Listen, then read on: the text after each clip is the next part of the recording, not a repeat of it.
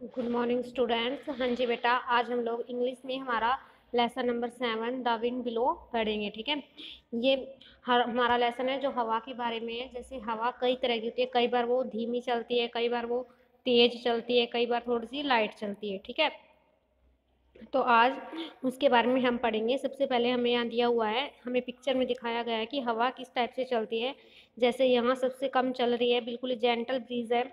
उसके बाद ये थोड़ी सी तेज हुई यानी लाइट विंड, और उसके बाद स्ट्रॉन्ग विंड यानी कि तूफान की तरह चलने लगी। ठीक है, तो आपने इनके नेम जो है right the correct word under each picture, her picture पे उसके राइट वर्ड लिखने हैं। ठीक है, तो यहाँ आपको दिख रहा है कि हवा तेज चल रही है, जैसे पेड़ को इसने बिल्कुल ही झुका दिया है, तो यहाँ आप लिखोगे स्ट्रॉन्ग विंड। यहाँ हवा थोड़ी सी कम है यानी इससे लाइट है, तो आप लिखोगे लाइट विंड। और यहाँ बिल्कुल ही धीमी चल रही है यानी जेंटल ब्रीज, मंद पवन। ठीक है, देखिए ये कहता है air is all around us, we need air to live, we can not live without air. जो हवा है वो हमारे चारों तरफ है, हमें जीवित रहने के लिए हवा की आवश्यकता होती है। लिव में जीवित रहना, नीड आवश्यकता, अराउंड अस हमारे चारों तरफ। ठीक है, वी कैन नॉट लिव हम जिंदा नहीं रह सकते, विदाउट एयर इस हवा के बिना, विदाउट एयर मतलब हवा के बिना हम लोग जिंदा नहीं रह सकते।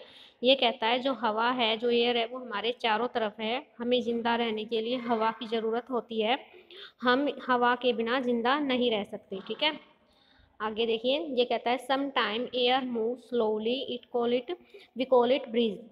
ये बोलता है कि कई बार हवा बिल्कुल ही धीमी चलती है, हम इसे मंद पवन बोलते हैं। ठीक है, जैसे यहाँ इस पिक्चर में दिखाया हुआ है, जब ये बिल्कुल ही धीमी चलती है तो हम इसे क्या बोलते हैं, मंद पवन। Some time air move fast, कई कई बार जो हवा है वो तेज हो जाती है, वी कॉल इट विंड, तब हम इसे तेज हवा बोलते हैं।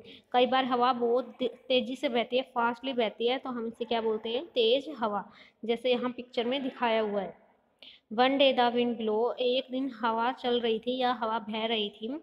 इट टुक टॉम्स अम्ब्रेला, इसने जो टॉम का अम्ब्रेला है उसे टुक मतलब पकड़ना होता है, लेकिन हम यहाँ कहेंगे कि इसने जो अम्ब्रेला था टॉम का उसे ऊपर हवा की तरफ उड़ा दिया। It turn the umbrella inside out, जैसे यहाँ हमें अम्ब्रेला दिखाया है वो ऐसे नीचे की साइड है। ठीक है, लेकिन जो हवा थी उसने एकदम से उसके हाथ से छीन लिया है अम्ब्रेला को, और उसे turn the umbrella inside out, और अम्ब्रेला को इनसाइड आउट यानी बाहर की तरफ कर दिया।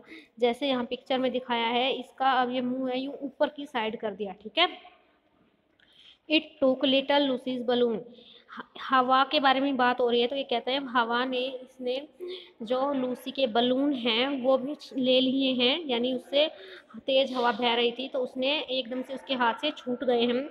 It pushed the balloon up, उसने जो पुश्ड मैंने कि धक्का देना, जो बलून को है उसने ऊपर की तरफ धक्का दिया। The balloon joint the umbrella, और जो बलून है वो अम्ब्रेला यानी छाते के साथ जुड़ गए, जॉइंट मैंने जुड़ गए। ठीक है, it took the old Jones hat, अब कहता है इसने जो बूढ़ा जोन है उसकी हैट को भी ले लिया है, यानी उसकी हैट को भी उसके सर से अलग कर दिया, हटा दिया, उड़ा दिया।